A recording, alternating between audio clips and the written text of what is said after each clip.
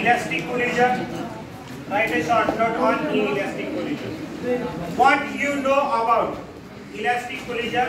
What you know about inelastic collision? Define the term elastic collision, inelastic collision. Give its example. त्यानंतर give the difference between elastic collision and inelastic collision. कसा जरी प्रश्न विचारला तर उत्तर आहे समोर. काय बघा, इलास्टिक कोलिजन म्हणजे काय? इलास्टिसिटी आपल्याला माहिती आहे. रबराला जर ओढलं तर रबराचा साइज आणि शेप काय होतो, बदलतो. आणि सोडून दिलं तर आहे तो ओरिजिनल साइज आणि शेप येतो. त्याला म्हणतात इलास्टिसिटी किंवा इलास्टिक म्हटलं. इनइलास्टिक म्हणजे काय? एखाद्या वस्तूला समजा ओढलं, प्लास्टिकला ओढलं, प्लास्टिक काय होतं, तुटतंय, परत तुटतंय का? म्हणजे कसले आहे ते? आता इलास्टिक कोलिजन मध्ये बघा काय होतं. The collision in which both linear momentum and kinetic energy are constant. ज्या कोलिजन मध्ये लिनियर मोमेंटम आणि कायनेटिक एनर्जी कॉन्स्टंट असते, कॉन्झर्ट असते, स्टेबल असते, स्थिर असते, त्या कोलिजनला इलास्टिक कोलिजन असं म्हणतात. आणि इथं काय, the collision in which both linear momentum and kinetic energy are not constant, that collision are called as inelastic collision. त्या कोलिजनला म्हणायचं inelastic collision. दुसरं सांगता येईल point, total kinetic energy before collision is equal to total kinetic energy after collision. म्हणजे kinetic energy टक्कर होण्याच्या अगोदरची समान असते टक्कर झाल्यानंतरच्या कायनेटिक एनर्जी.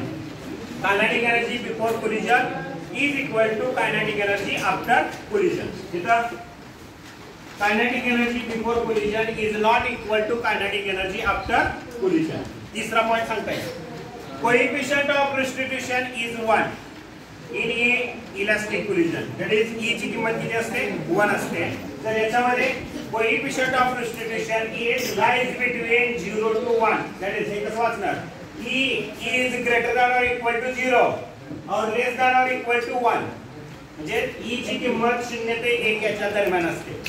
त्यानंतर relative velocity of separation, relative velocity of separation after collision is equal to relative velocity of approach before collision. Equal असते इथे काय असते, not equal. That is relative velocity of separation after collision is not equal to relative velocity of approach before collision.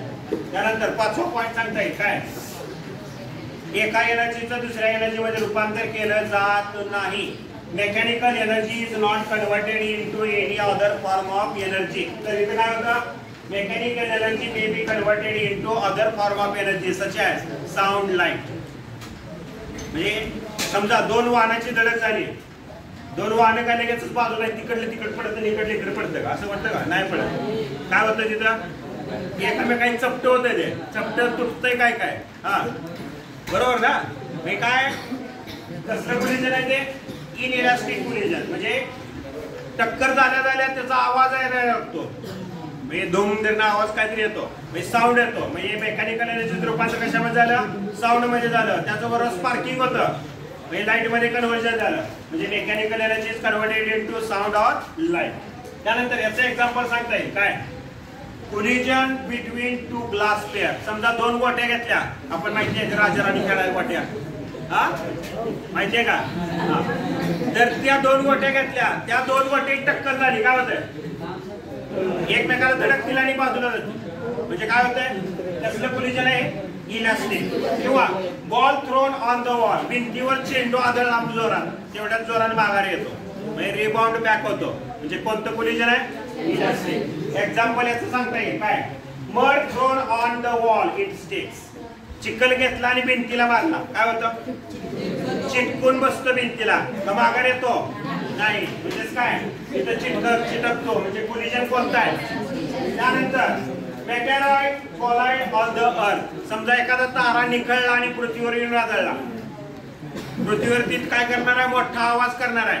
म्हणजे एका एनर्जीचं, mechanical एनर्जीचं दुसऱ्या energy मध्ये रूपांतर होतं. म्हणजे तो तारा निघाल्यानंतर, तो पृथ्वीवर आल्यानंतर त्याचं रूपांतर वेगवेगळ्या एनर्जी मध्ये केलं जातं. म्हणजे एक्झाम्पल त्याचं आहे कशाचं, inelastic collision. And this is about elastic and inelastic collision.